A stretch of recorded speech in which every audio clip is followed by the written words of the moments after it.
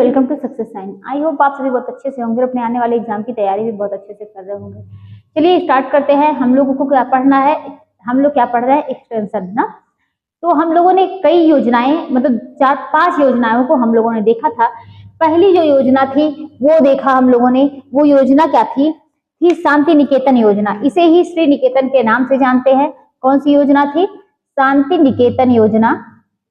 शांति निकेतन योजना, इसे ही श्री निकेतन योजना कहते हैं ना, श्री निकेतन योजना बोलते हैं। और क्या कहते हैं कि इसकी शुरुआत किसने की थी? तो जिसको क्या है, जिनको प्रथम नोबेल पुरस्कार मिला था, उन्होंने इनकी शुरुआत की थी, इस योजना की शुरुआत की थी। उनका नाम है क्या कि रविन्द्रनाथ टैगोर जी ना। क्या है? रविन्द्रनाथ टैगोर। तो ये शुरुआत की थी इन्होंने इस योजना की। और ये कब शुरुआत हुई थी? तो कालीग्राम परगना से क्या है कि कालीग्राम परगना में 1908 में इसकी शुरुआत हुई थी। कब हुई थी? 1908 में इसकी शुरुआत हुई थी। 1908 में इसकी शुरुआत हुई थी। और ये जानते हैं कि जैसा कि हमने बताया कि ये क्या है, शुरुआत तो इसकी 1908 में हुई थी, लेकिन ये अपने अस्तित्व में कब आया था? तो कब आया था? 1921 में। और किनके सहयोग से? तो किसके सहयोग से? एल्महर्स्ट के सहयोग से ये 1921 में क्या है, मतलब क्या है, ये कह सकते हैं कि उस टाइम ये अपनी रफ्तार पकड़ा 1921 में। अच्छा देखिए, यही 1921 है, लेकिन हम लोगों ने कल एक योजना पढ़ी थी जो 1920 में थी। वो कौन सी योजना थी? गुड़गांव प्रोजेक्ट। गुड़गांव प्रोजेक्ट, ये हम लोगों ने समझा था। इसमें क्या है, कोई सरकार की कोई हेल्प, कोई आर्थिक सहायता, किसी चीज, मतलब कोई भी यहाँ पर सरकार की कोई सहायता नहीं प्राप्त हुई थी। लेकिन गुड़गांव प्रोजेक्ट में इसमें है क्या, सरकारी सहायता मिली थी। इस प्रोग्राम में, गुड़गांव प्रोजेक्ट में, इस प्रोग्राम में सरकारी सहायता मिली थी। और ये कब शुरू हुआ था? तो 1920 में किसने शुरू किया था? F.L. ब्रेयर ने। F.L. ब्रेयर ने इस योजना, मतलब इस प्रोग्राम को शुरू किया था। क्या नाम है? कि गुड़गांव प्रोजेक्ट है। और इन्होंने ही क्या किया था कि विलेज गाइड की नियुक्ति की थी। और विलेज गाइड की नियुक्ति की थी तो इसका मतलब ये रही कि उसको उसका वेतन नहीं देते थे वो, मतलब जो काम करवाते थे उसका क्या है, उनको पैसे भी दिए जाते थे। तो विलेज गाइड की नियुक्ति की थी और उनको क्या करते थे कि वेतन भी देते थे। और यही ऐसा पहला प्रोग्राम था जिसमें विभिन्न शिक्षण सामग्रियों का यूज किया गया था गुड़गांव प्रोजेक्ट में। तो हमने 2 प्रकार की योजना समझी थी कल। आज हम लोग तीसरी योजना क्या थी कल की? जो तीसरी योजना थी ना, उसको बोलते हैं नीलो खेड़ी योजना। नीलो खेड़ी योजना ये क्या थी?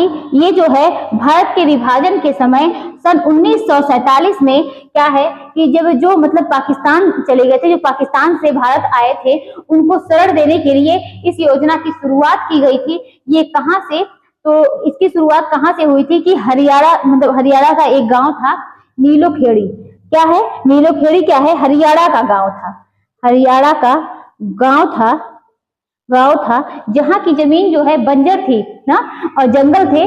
तो वहां पर उन्होंने, मतलब सरकार ने क्या किया कि ये कहा कि श्रम आप करिए, हम आपको आर्थिक सहायता और भी जो भी जरूरत होगी वो हम आपकी हेल्प करेंगे, लेकिन आप उसको उपजाऊ बनाइए, आपको मेहनत करनी है। तो ये कब हुई थी? 1947 में।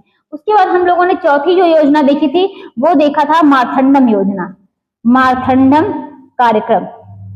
मारथंडम कार्यक्रम जो है, इसकी शुरुआत कौन किया था?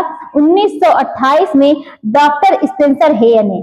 डॉक्टर स्पेंसर हेयर ने की थी। अभी तक किसी में भी आप देखे होंगे, किसी में भी क्या है कि वो धर्म की कोई प्रचार नहीं किया गया था, लेकिन इसमें क्या है, मारथंडम कार्यक्रम में 1928 में क्या है, धर्म का प्रचार किया गया था मारथंडम कार्यक्रम में। तो मतलब धर्म को बढ़ाने की बात इसी में हुई थी। तो ये 4 हो गई। 5वें नंबर की योजना जो हम लोगों ने 5वां पढ़ा था वो था इटावा पायलट। इटावा पायलट कार्यक्रम। ये कहां शुरू हुआ था? उत्तर प्रदेश के महोबा जिले से। तो ये 1928 में डॉक्टर स्पेंसर हेयर ने ये था। और उसके बाद क्या है, इटावा पायलट देखेंगे।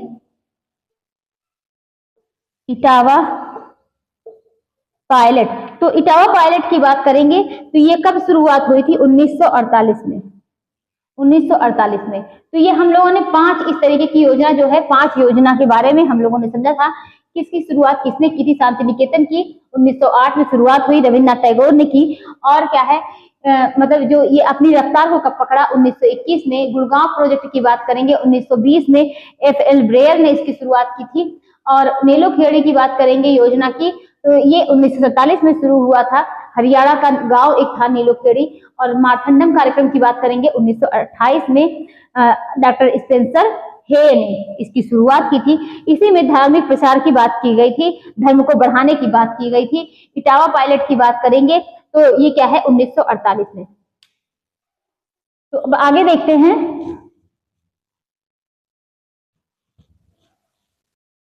अब आज हम लोग क्या पढ़ेंगे? जो छठा नंबर का क्या है? फिरका, क्या है कि फिरका विकास योजना।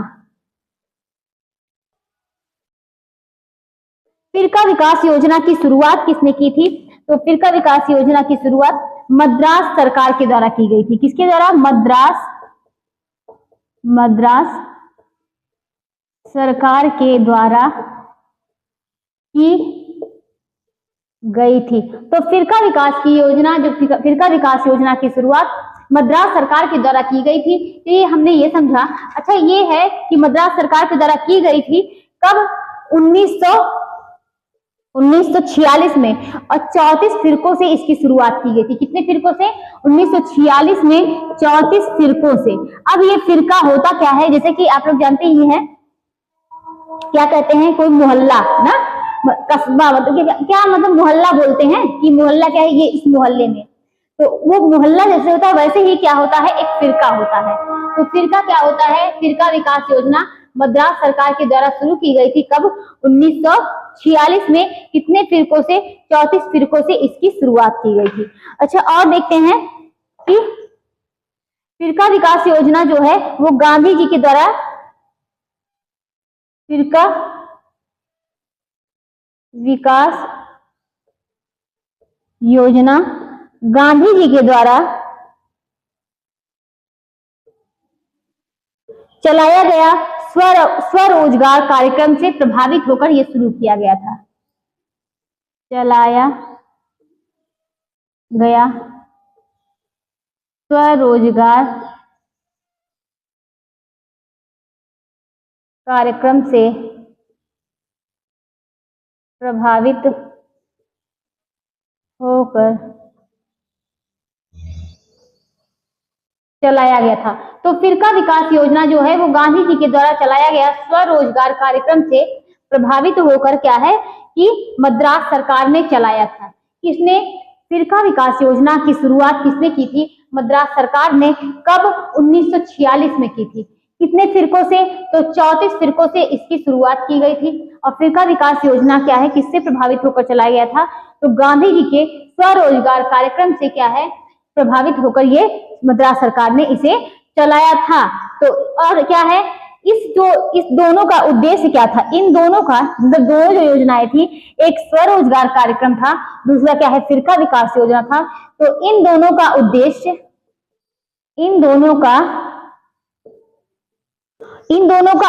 क्या था? लोगों को खुद का रोजगार करने के लिए सक्षम बनाना। क्या था? लोगों को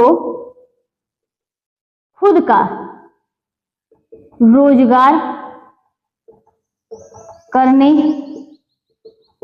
के लिए सक्षम बनाना। मतलब क्या है कि लोगों को खुद का रोजगार करने के लिए सक्षम बनाना, लोगों को इस लायक बनाना कि वो मतलब खुद का रोजगार कर सके। वह क्या है कि मतलब मेहनत करके अपना जीवन यापन, अच्छे से जीवन यापन कर सके। तो यही इसका उद्देश्य था। लोगों को क्या था कि लोगों को शिक्षित किया जा सके, लोगों को शिक्षित करना इसका उद्देश्य था। शिक्षित करना इसका उद्देश्य था। लोगों को खुद के रोजगार करने के लिए मतलब प्रोत्साहित करना, ये सब चीजें मतलब कौशल विकसित करना। मतलब क्या है कि उनके अंदर कौशल विकसित करना कि वो इस मतलब क्या है कि अपने कुछ ऐसे काम को करके अपना जीवन यापन कर सके, खुद से वो कार्य करके अपना जीवन यापन कर सके। तो ये सब क्या है? उनका उद्देश्य था। और क्या है? उनको क्या है मतलब जो गांव वाले लोग थे, जो क्या है कि फिरके थे, वहां के लोगों को क्या है? अर्थ संपन्न बनाना था। उनको पैसे की कोई दिक्कत ना हो, अर्थ संपन्न बनाना था ना। 1950 में बात करेंगे, कब? 1950 में ना। शुरुआत कब हुई थी? 1946 से 34 फिरकों से हुई थी ना। बात आएगी 1950 में, तो कब? 1950 में फिरका योजना, मतलब ये जो योजना थी फिरका योजना, योजना को विस्तारित किया गया था, विस्तारित किया गया था। और कई फिरकों को, मतलब 2-2 फिरकों को हर जगह जोड़कर क्या किया गया था कि जोड़ दिया गया था। और बाद में जोड़कर क्या है, कितना? 50, उसमें 50 फिरकों को और जोड़ दिया गया। कितने? 50 फिरकों को और जोड़ दिया गया, 50 फिरकों को और जोड़ दिया गया, जोड़ दिया गया। इस योजना के मुख्य कर्ताधर्ता कौन थे? वहां के जो जिलाधिकारी थे वो इस योजना के मुख्य कर्ताधर्ता थे। जैसे कि आप लोग जानते हैं, हमने ये क्या समझा कि फिरका क्या है कि जैसे मोहल्ला हो गया, कॉलोनी हो गया ना, कॉलोनी होती है ये कॉलोनी में, ये मोहल्ला, उसी तरीके से क्या होता है फिरका। तो मतलब क्या है कि हर जगह से 2-2 फिरकों को जोड़कर 50 फिरकों को और भी जोड़ दिया गया, क्योंकि इससे क्या है, लाभ मिलने लगा था, सभी को फायदा मिलने लगा था। और ये जो है काफी अच्छी, मतलब ये जो योजना थी इनकी अच्छी चल रही थी, इससे सबको फायदा हो रहा था, सभी लोग शिक्षित हो रहे थे, रोजगार करने के लायक हो रहे थे, सभी के अंदर कौशल विकसित हो रहा था, मतलब ये सब चीजें हो रही थी, जिससे मतलब उनको ये जो योजना दिखी उसमें लाभ दिखा। इसी वजह से उन लोगों ने इस योजना को और बढ़ाया और क्या है कि जिससे कि वो क्या है 50 और फिरकों को उसमें जोड़ दिया गया। स्वरोजगार कार्यक्रम क्या था कि मतलब खुद से रोजगार करना, खुद से रोजगार करके अपना जीवन यापन करना, किसी के भरोसे मत रहना, अपना काम क्या है स्वयं करे ना, अपना काम स्वयं करके अपना जीवन यापन किया जाए। कभी मतलब गरीबी में इस तरीके से ना रहा जाए, मतलब अगर आप खुद करके सीखते हैं, खुद करके सीखना और खुद करके अपना जीवन यापन करना, उस लायक अपनी मतलब बनाना उन लोगों को, जो गांव के लोग थे कि वो क्या है कि गांव को छोड़कर वो शहर न जाएं, ये सब चीजें मतलब उनके अंदर थी, मतलब उनको कोई चीज की आर्थिक चीजों की दिक्कत ना हो, आर्थिक संपन्न उनको बनाया जाए, यही सब चीजें क्या थी, इसका फिरका विकास योजना का उद्देश्य था। किससे प्रभावित हुआ? तो फिरका विकास योजना जो है मद्रास सरकार ने शुरू किया था। कब शुरू किया था? 1946 में। कब ये और 50 फिरकों को जोड़ दिया गया? 1950 में जोड़ दिया गया ना, 50 फिरकों को। फिरका विकास योजना किससे प्रभावित हुई? तो गांधी जी के स्वरोजगार कार्यक्रम से प्रभावित होकर इस योजना की शुरुआत हुई थी। तो ये हम लोगों ने फिरका विकास योजना देखा। अब हम लोग देखते हैं भारतीय Sevagram.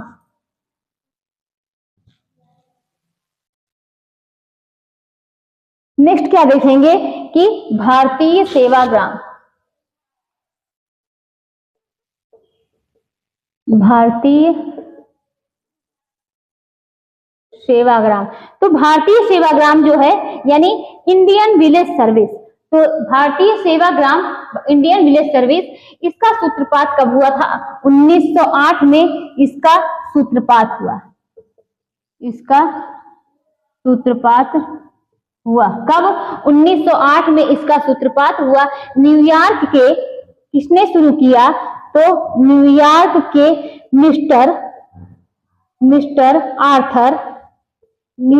Mister Arthur T Moser ने इसकी शुरुआत की। टी मोसर ने इसकी शुरुआत की।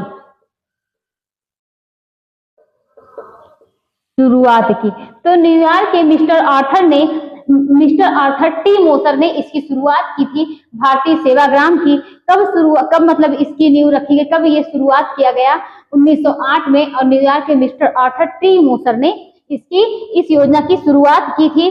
और क्या है ये जो मतलब ये थे मिस्टर आर्थर टी मोसर, ये कौन थे?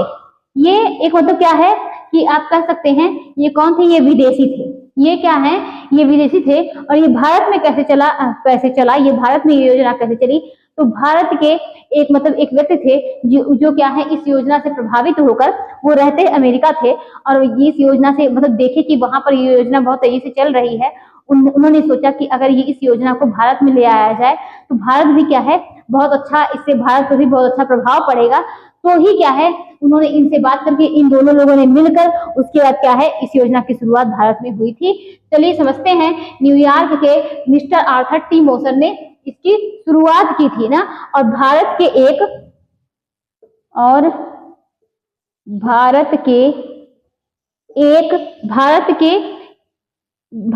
एक व्यापारी थे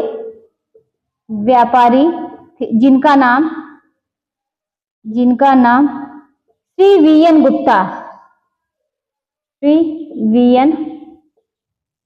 गुप्ता, जिनका नाम क्या था, श्री वीएन गुप्ता था। इन्होंने ही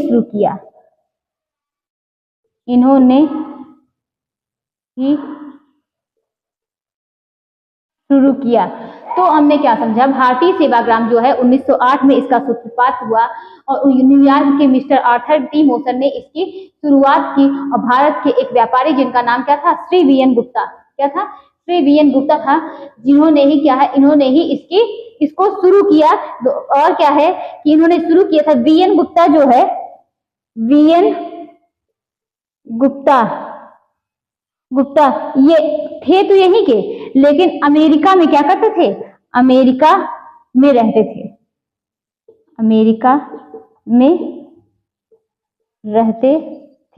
तो ये कहाँ रहते थे, अमेरिका में रहते थे। तो ये इन्होंने देखा कि ये जो है विदेश में ये योजना जो भारतीय सेवाग्राम ये योजना थी, इसकी क्या है, बहुत अच्छे से ये चल रही थी, और इन्होंने क्या किया कि इसकी शुरुआत मिस्टर आर्थर टी मोसन ने इसकी शुरुआत, और भारत के एक व्यापारी जिनका नाम क्या था, श्री वीएन गुप्ता ने, इन्होंने ही शुरू किया था।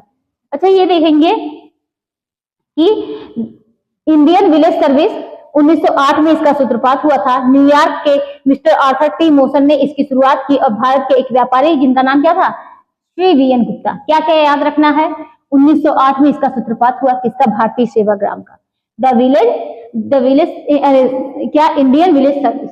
उसके बाद क्या है कि वीएन गुप्ता ने इनको शुरू किया, और ये कहाँ के रहने वाले थे, अमेरिका के। देखिए बहुत ज्यादा, अब इसके बाद आपको बहुत ज्यादा इंपॉर्टेंट कुछ है नहीं, लेकिन उसके बाद भी एक बार उसको सुन लीजिए। मान लीजिए अंदर से क्वेश्चन पूछ लिया, क्या ये यहीं के रहते थे ना, तो यहाँ पर इसमें देखेंगे कि इसमें गिरजाघर थे, इसमें जो गिरजाघर थे कौन कौन से, एक मेथोडिस्ट थे, मेथोडिस्ट, ये भी गिरजाघर का नाम है, तथा क्या, प्रेसिबिटेरियन,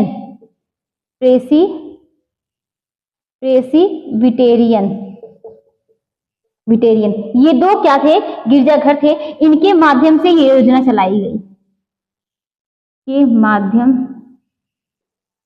से ये योजना चलाई गई।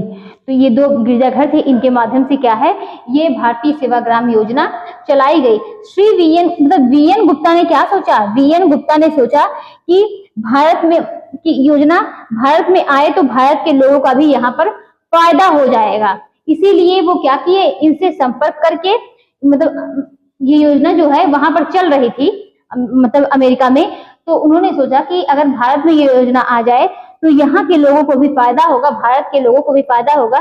तो इन दोनों लोगों ने ही मिलकर गिरजाघर के किसको, मेथोडिस्ट और प्रेसिबिटेरियन से सिफारिश की, और भारत में इसको खोले जाने की बात की। और ये कब खुला, तो ये जो है 1945 में इनकी टीम आकर ना, कहां पर, इनकी टीम आकर आईटी क्रिश्चियन कॉलेज, जो कि कहां पर है, आईटी क्रिश्चियन कॉलेज, जो कि कहां है, लखनऊ, वहां पर क्या हुई, बैठक हुई।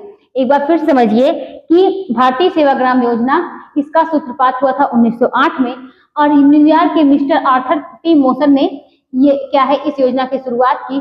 भारत के एक व्यापारी थे, जब ये योजना जो है बाहर चल रही थी विदेशों में, तो उनको लगा, क्योंकि वो बाहर ही रहते थे, तो वहां पर देखिए ये योजना काफी काम कर रही है। उन्होंने सोचा कि अगर ये योजना जो है अपने भारत में भी आ जाए तो भारत के लोगों को भी वहां पर फायदा होगा। तो उन्होंने क्या किया, उस योजना को भारत में बात करके, जो वहां पर गिरजाघर थे, मेथोडिस्ट और प्रेसिबिटेरियन, यहाँ पर क्या है, इन्होंने बात करके उसके बाद इसको भारत में लाने की बात की। और वहां की टीम 1945 में आकर आईटी क्रिश्चियन कॉलेज लखनऊ, ये लखनऊ में है, वहां पर क्या है, इसकी बैठक हुई। और बैठक होने के दौरान क्या है, वह कार्यक्रम मतलब भारतीय, कौन से, भारतीय सेवाग्राम शुरू हुई। एक इसकी शाखा लखनऊ में है। तो दूसरी शाखा की बात करेंगे। दूसरी शाखा जो है, दूसरी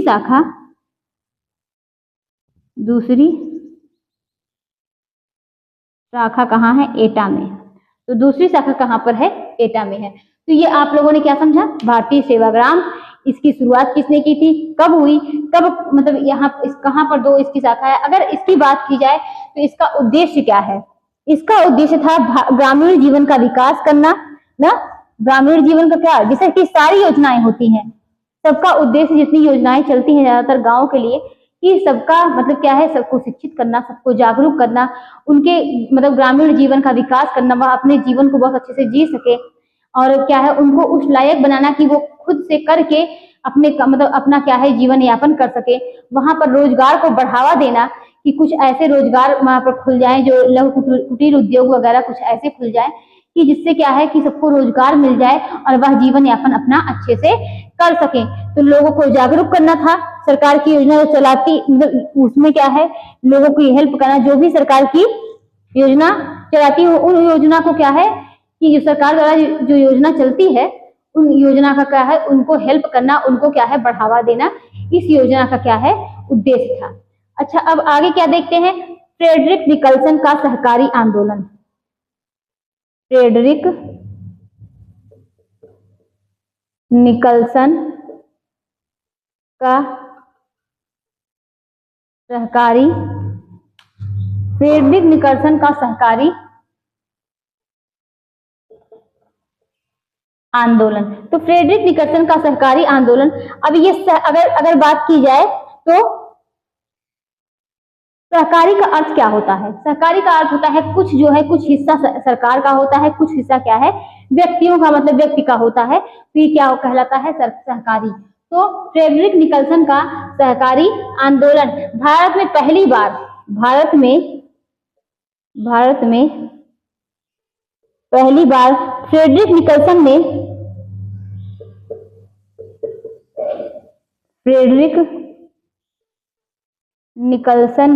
भारत में पहली बार, किसने, फ्रेडरिक निकल्सन ने पहली बार क्या है, प्रसार कार्य, मतलब प्रसार कार्य के लिए शुरू किया था।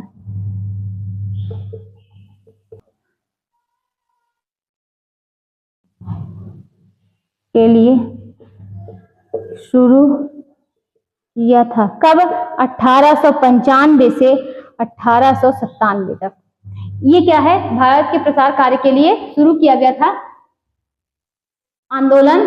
और भारत को, मतलब भारत के प्रसार, फ्रेडरिक निकल्सन ने प्रसार कार्य के लिए क्या है, शुरू किया था भारत में पहली बार। अच्छा, 1895 में, 1895 से 1897 के मध्य शुरू किया था। और देखेंगे इसमें servants of Indian society, servants of Indian society, इसको देखेंगे कि इस भारतीय समाज, इसे क्या कहते हैं, इसे भारतीय समाज सेवा कहते हैं। इसे भारतीय समाज सेवा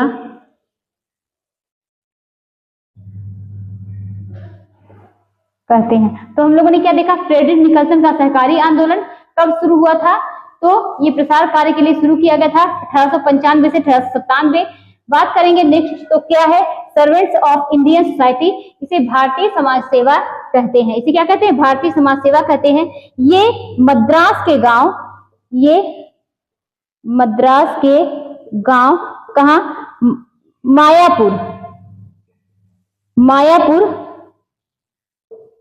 मायापुर से शुरू हुआ था। कब शुरू हुआ, तो 1905 में भी। ये कब शुरू हुआ, मद्रास के गांव मायापुर से शुरू हुआ। कब शुरू हुआ, तो 1905 में ये शुरू हुआ था। इसका मुख्यालय कहाँ है? इसका मुख्यालय तो कहाँ है? पूना में। इसका उद्देश्य की बात करेंगे तो जैसे सारी योजना का उद्देश्य होता है, इसका भी वही उद्देश्य था, ग्रामीण युवक युवतियों को क्या करना? ग्रामीण युवक युवतियों को कृषि में लगाना, लघु उद्योग को खोलना, मतलब क्या है कि वह अपना जीवन यापन अच्छे से कर सके, यही सब चीज कृषि में लगाना, उनको उस लायक बनाना कि वह अपना जीवन यापन अच्छे से कर सके। ये भी क्या है? सर्वेंट्स ऑफ इंडियन सोसाइटी का एक उद्देश्य था। नेक्स्ट देखते हैं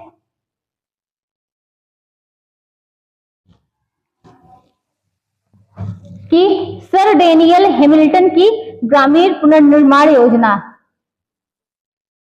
सर डेनियल हैमिल्टन की ग्रामीण पुनर्निर्माण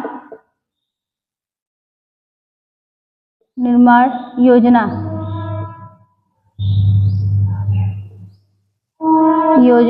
ये क्या है कि यह योजना बंगाल के सुंदरवन, यह योजना कहाँ? बंगाल के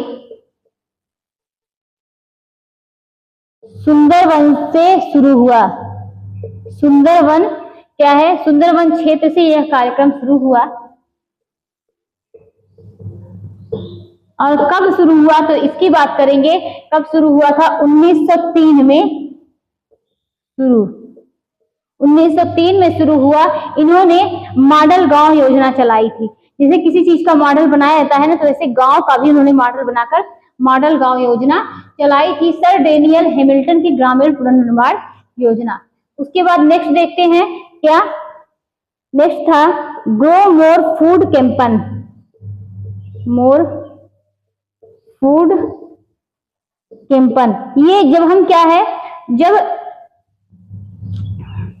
जब हम कम समय में कोई बात फैलाना चाहते हैं तो उसे क्या बोलते हैं? Grow more food campaign. जब हम कम समय में कोई बात फैलाना चाहते हैं तो उसे क्या कहते हैं? कैंपेन कहते हैं। जब हम कम समय में कोई बात फैलाना चाहते हैं तो उसे क्या बोलते हैं? कैंपेन बोलते हैं।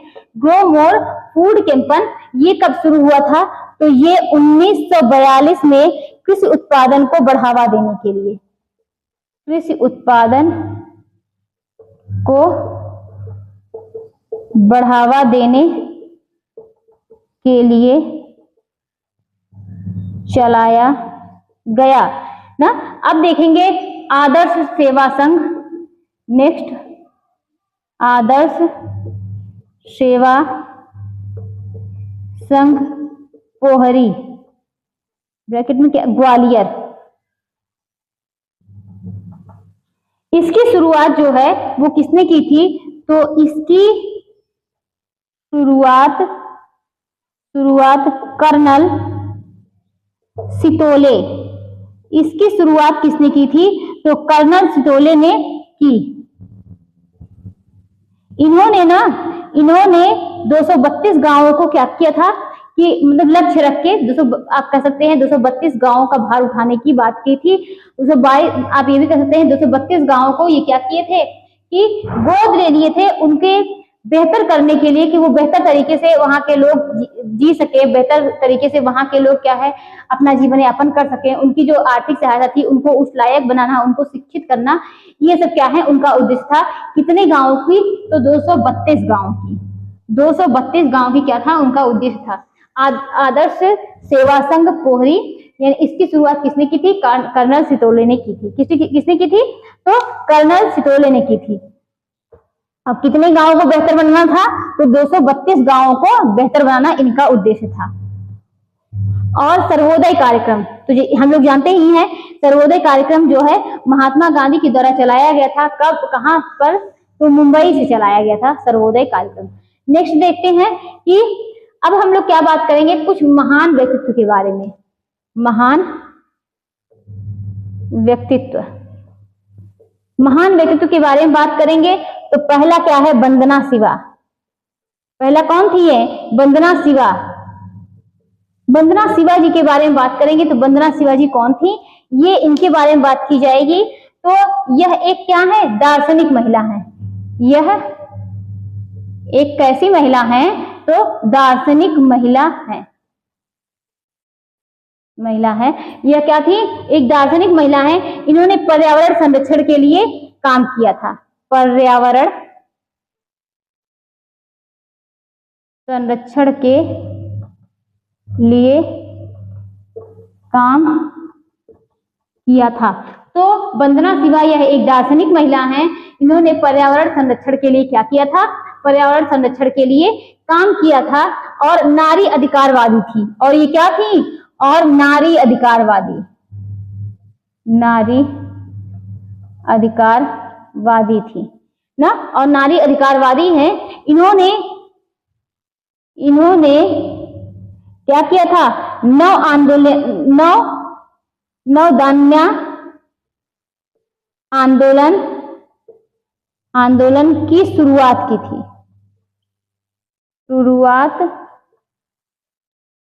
थी। नवदान्या आंदोलन की शुरुआत की थी। इन्होंने चिपको आंदोलन में भी अपनी भूमिका निभाई। चिपको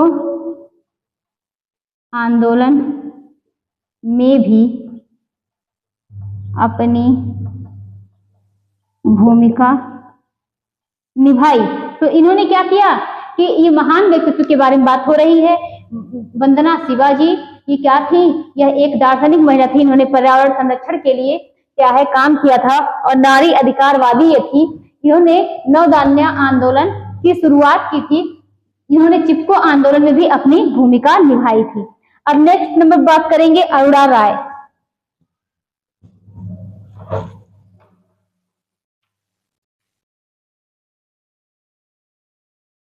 अरोड़ा राय, ये अरोड़ा राय की बात करेंगे तो ये सामाजिक कार्यकर्ता है।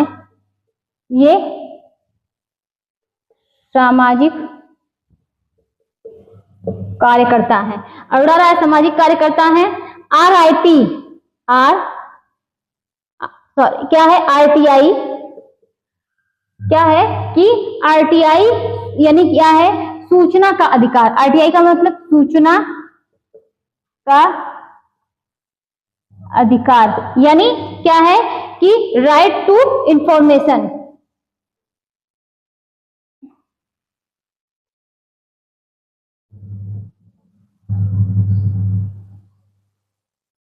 तो सूचना का अधिकार, आरटीआई यानी सूचना का अधिकार जो है दिलाने में भूमिका इनकी रही है। दिलाने में इनकी भूमिका रही। किसकी, तो ये जो अरोड़ा राय जी हैं ये सामाजिक कार्यकर्ता हैं। इसके पहले हम लोगों ने वंदना शिवा जी को देखा। उसके बाद उनका वो क्या थी, वो दार्शनिक थी ना।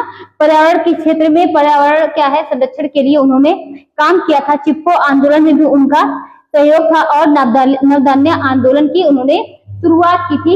इन्होंने, तो वंदना शिवा जी। अब बात करेंगे अरोड़ा राय जी की। तो ये सामाजिक कार्यकर्ता है। आरटीआई जो एक्ट है, मतलब आरटीआई सूचना का अधिकार दिलाने में इनकी भूमिका रही है।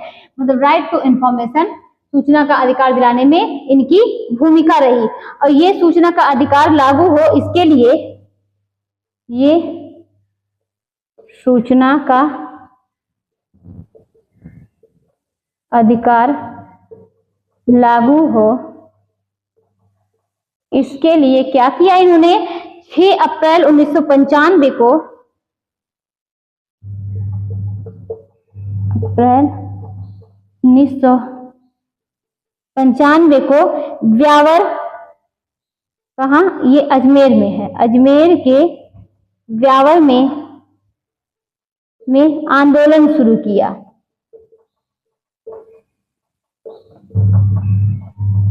किया। और क्या है, इन्होंने मजदूर किसान शक्ति संग्रह की स्थापना की। इन्होंने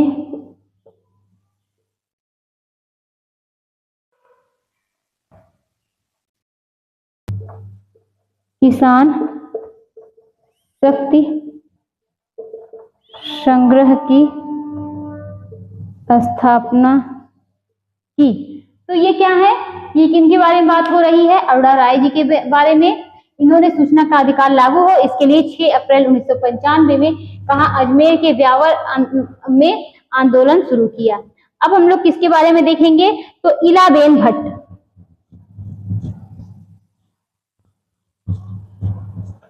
इलाबेन भट्ट, इनके बारे में देखेंगे। ये एक सामाजिक कार्यकर्ता है, इलाबेन भट्ट। ये क्या है, सामाजिक कार्यकर्ता है, सामाजिक कार्यकर्ता है। तो इलाबेन भट्ट जी ये क्या है, ये एक सामाजिक कार्यकर्ता है और इन्होंने महिलाओं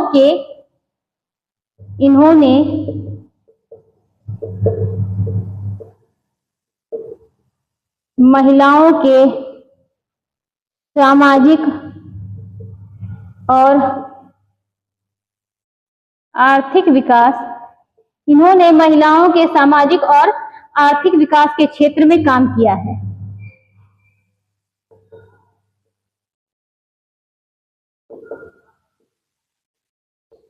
इन्होंने सामाजिक और आर्थिक विकास के क्षेत्र में क्या किया है कि काम किया है। इन्होंने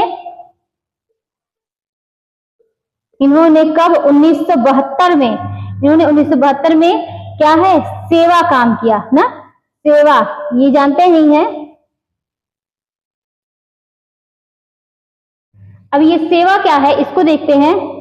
तो सेवा क्या है, ये सेल्फ एम्प्लॉयड वुमेन्स एसोसिएशन,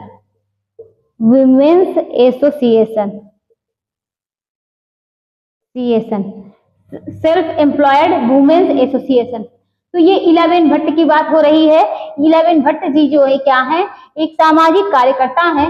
इन्होंने महिलाओं के सामाजिक और आर्थिक के क्षेत्र में काम किया। 1972 में क्या है, सेवा के क्षेत्र में काम किया। इसका फुल फॉर्म क्या है, सेल्फ एम्प्लॉयड वुमेन्स एसोसिएशन। क्या है कि इससे महिलाओं को स्वरोजगार मिल सके और महिलाओं की आर्थिक सहायता उनको प्राप्त हो सके, मतलब आर्थिक सहायता दी जा सके, मिल जाए उनको। आर्थिक सहायता दे रही थी वो ना, महिलाओं को क्या कर रही थी कि आर्थिक सहायता दे रही थी, उनको रोजगार मिले। तो यही के लिए क्या है, इलाबेन भट्ट जी ने कार्य किया था। अब नेक्स्ट देखेंगे मेधा पाटकर। मेधा पाटकर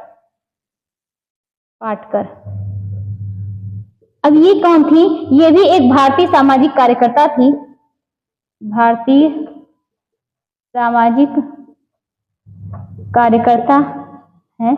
इनका संबंध किससे था, इनका संबंध नर्मदा बचाओ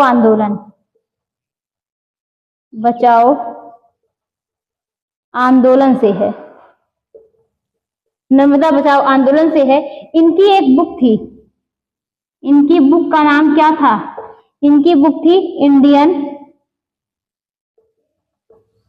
एनवायरनमेंट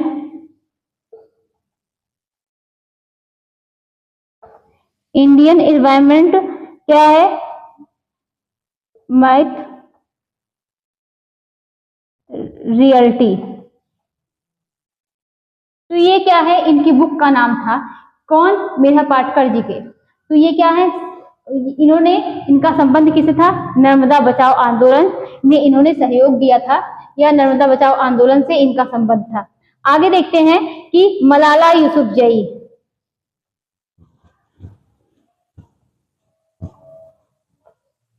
नेक्स्ट नंबर पर देखेंगे मलाला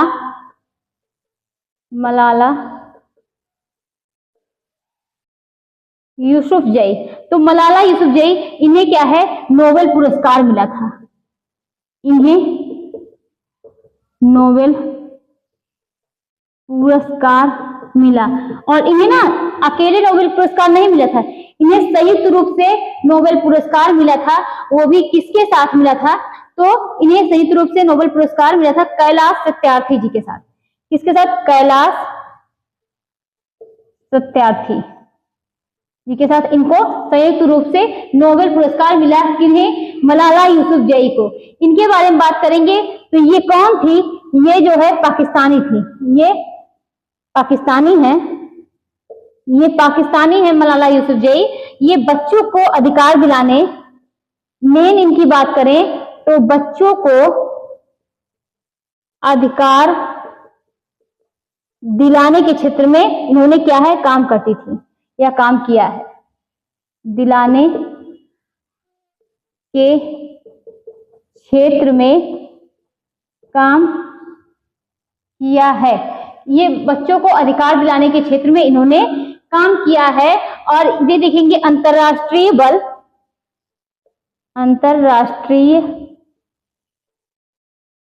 बाल शांति पुरस्कार भी मिला है। पुरस्कार भी मिला है किन्हें? मलाला यूसुफजई को। तो इन्हें नोबेल पुरस्कार भी मिला, वो भी संयुक्त रूप से कैलाश सत्यार्थी जी के साथ। और ये बच्चों को अधिकार दिलाने के क्षेत्र में इन्होंने काम किया है। ये कौन है? ये कहाँ की रहने वाली है? तो पाकिस्तानी है।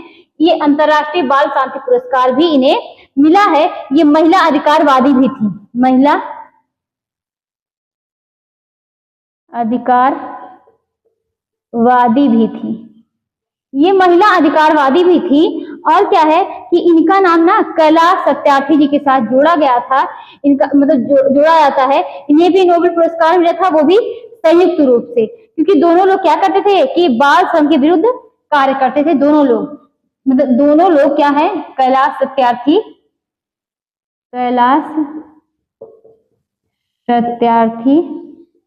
और कौन? मलाला यूसुफजई। दोनों लोग क्या करते थे? दोनों लोग बाल श्रम के विरुद्ध कार्य करते थे, ये विरुद्ध कार्य करते हैं। बाल श्रम के विरुद्ध क्या है कि कार्य करते हैं। और इन्हें 1980 में क्या है कि 1980 में इन्होंने बचपन बचाओ आंदोलन की स्थापना की। बचपन बचाओ आंदोलन की स्थापना की। इन्होंने 1980 में बचपन बचाओ आंदोलन की स्थापना की थी। चलिए एक बार फिर से समझते हैं मलाला यूसुफजई जी को। ये पाकिस्तान की रहने वाली हैं और इन्हें नोबेल पुरस्कार मिला था किसके साथ? कैलाश सत्यार्थी जी के साथ ना। इन्होंने क्या किया था? 1980 में बचपन बचाओ आंदोलन, दोनों ने मिलकर बचपन बचाओ आंदोलन 1980 में उसकी शुरुआत की थी। और क्या है कि इन्होंने मतलब शुरुआत की थी। और 1914 में कब इन्हें मिला था? तो 1914 में मलाला यूसुफजई और कैलाश सत्यार्थी जी को संयुक्त रूप से नोबेल पुरस्कार मिला था, दोनों लोगों को। कब? 1914 में। तो हमने क्या देखा कि मतलब इनको नोबेल पुरस्कार मिला 1914 में। 1980 में इन्होंने बचपन बचाओ आंदोलन की स्थापना की थी। और इसमें देखते हैं कि इन्होंने क्या किया कि इन्होंने वैश्विक आंदोलन भी किया था। इन्होंने वैश्विक आंदोलन भी किया था ना। इन्होंने वैश्विक आंदोलन भी किया है। और वर्तमान में कौन कौन से? एक क्या है? ग्लोबल मार्च अगेंस्ट चाइल्ड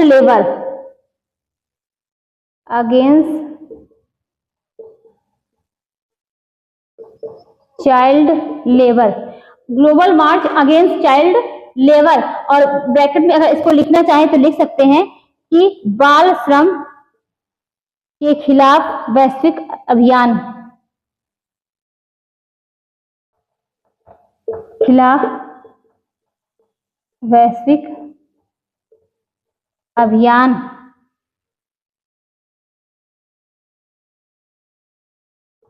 के अध्यक्ष हैं। कौन? ये ना। तो ये बाल श्रम के खिलाफ वैश्विक अभियान के अध्यक्ष हैं। तो हम लोगों ने मलाला यूसुफजई के बारे में देखा, कैलाश सत्यार्थी जी के बारे में देखा, और क्या समझा, मेधा पाटकर जी, जिन्होंने किसमें, नर्मदा बचाओ आंदोलन से हैं, जो कौन, मेधा पाटकर जी। उसके बाद हम लोगों ने किसके बारे में समझा, इलाबेन भट्ट, जो एक सामाजिक कार्यकर्ता थी, जिन्होंने जो सेवा के बारे में क्या है, सेवा में अपना योगदान दिया था।